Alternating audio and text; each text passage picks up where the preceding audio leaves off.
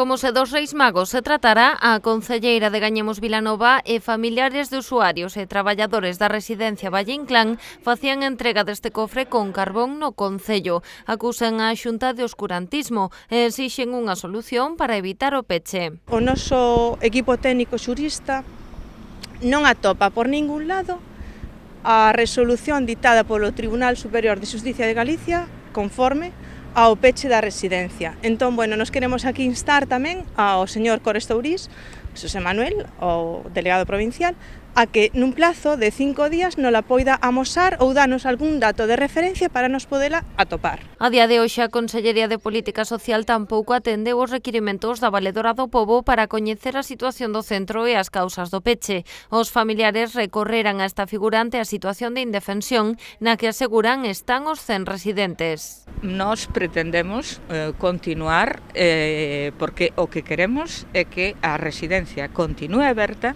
e queremos que continúe aberta porque dá un servicio moi bo.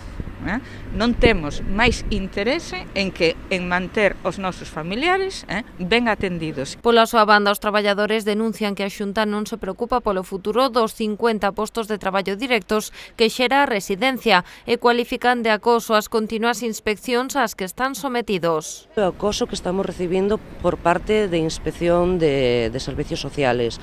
Estamos recibindo cada semana unha inspección.